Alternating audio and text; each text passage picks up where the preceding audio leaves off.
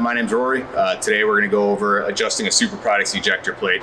As these ejector plates run in and out, the top pads will wear down. You're going to want to adjust the pads if the proximity switch is not reading properly that the ejector plate's home. You'll also want to adjust the pads if you're seeing the ejector plate actually resting on the rail and you don't see any of that white pad underneath it. The life that you get out of the pads is going to vary pretty considerably based on the type of material and the work being done with it. Camels tend to last a little bit longer as they're lubricated with more of a liquid, whereas a mud dog, the soil and rocks are a bit more abrasive and they'll wear that pad down a little bit faster.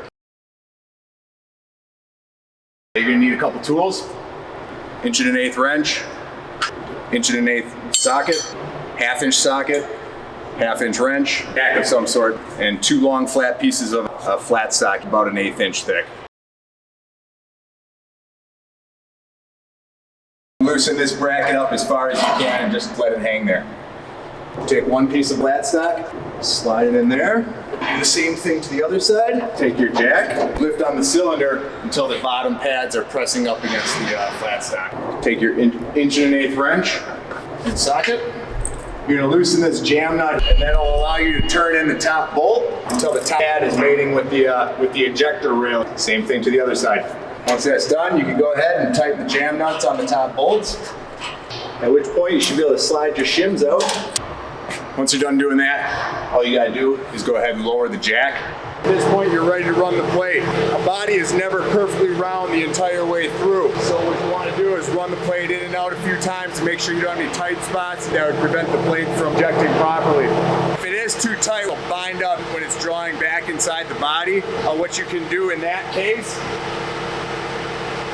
break these the jam nuts here on the bottom with an 1.1/8 wrench, and you can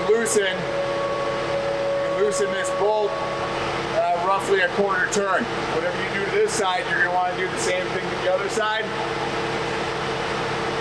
Retighten your jam nuts, and then you want to run the plate back in and out until it's moving unrestricted.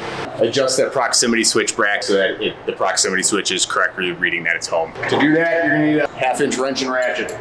With these proximity switches, it needs to read that bracket within about a 1/4 inch. So if you're outside that window, it's not gonna work properly. At this point now, this is where you'd want to adjust your wiper segments to actually touching the body so that you get a nice clean scrape.